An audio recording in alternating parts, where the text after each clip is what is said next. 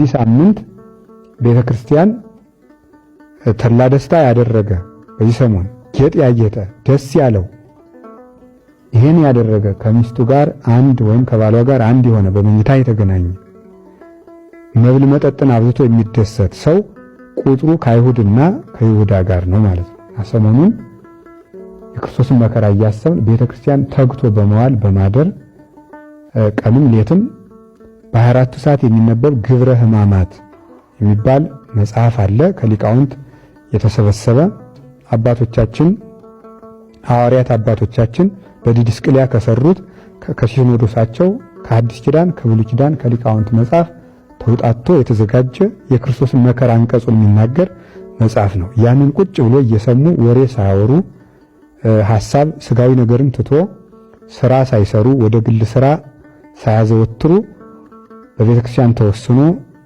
መቆየት ይገባል። የሚቋረጥ ጸሎት የለም። መልክ ይደገማል። በዚህ ሳምንት አይደገምም የሚል መጽሐፍም የለም። ሰላምታ ጸሎትም ይደገማል። ለምን? መልካ ሕማማቱ ራሱ ሰላምታ ነው። ከሚደረሱ መጻሕፍት መካከል መኃልየ ሰሎሞን አንዱ ነው። መኃልየ ሰሎሞን ደግሞ መልክ ነው ራሱ። ስብሐት ለከ ሰላም ለክሙ እየተባለ ነው መልካ ሕማማቱ የሚደረስ። መልካ ስዕልም ይባላል። ስለዚህ በሕማማት ይሄ ይደገማል ይሄ አይደገምም የሚባል ጸሎት የለም። ከስንፍና በቀር ግብረ ሕማማትን ከምናደርስበት ጊዜ በቀር የምናደርሳቸውን ጸሎቶች ሁሉ ይደረሳል። ቤተክርስቲያንን ኪዳኑን ቅዳሴውን የምታቆመው የክርስቶስን ሕማም ለማሰብ ተድላ ደስታውን አቆይታ በሌላ ቃል እግዚአብሔር ተክታ ስታደርስለት ትሰነብታለች። ይህም እንዳይታጎል የሰኞ የማክሰኞ የረቡዕ ኪዳን እንዳይታጎል በዕለተ ሐሙስ 3 ኪዳኖችን መላልሳ በማድረስ እነዚህ ሁሉ ትፈጽማቸዋለች። ስለዚህ ይህን በማድረግ ቤተክርስቲያን ፍጹም በመዋል ቢቻል የጨው ቂጣ በመብላት የተቻለው ከታመመ ሰው በቀር ደዌ ከጸናበት በቀር በጨው ቂጣ እየበሉ ከሚጣፍጥ ምግብ በቀር ሆኖ ይህንን መጸለይ ይገባል። ቤተክርስቲያን መዋል አለብን። ግብረ ሕማማቱን መስገድ ብቻ ሳይሆን ግብረ ሕማማቱ የሚነበበውን ንባብ መስማት ይገባል። በዚህ ሰሞን ተድላ ደስታ ማጌጥ የለም።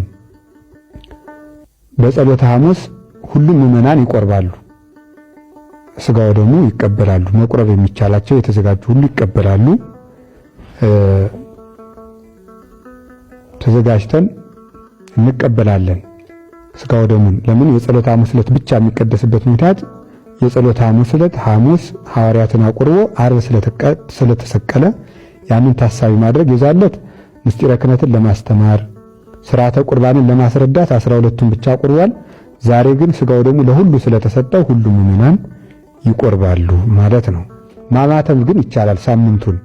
ለምን? የማንባረክበት ምክንያት ሐዘንን ለመግለጥ የጌታችን መከራውን ለመግለጽ ስቃዩን ለማሰብ ሰላም የሚሰጥ አምላክ ሰላም እንደሌለው አድርገው እያንከላከሉ እያዳፉ ሰቀሉት ለማለት ሰላም የምናገኝበትን መስቀል ሳንሳለም እንሰነብታለን እንጂ ሰውነትን መማተብ አማትቦ መስገድ ግን አይከለከልም።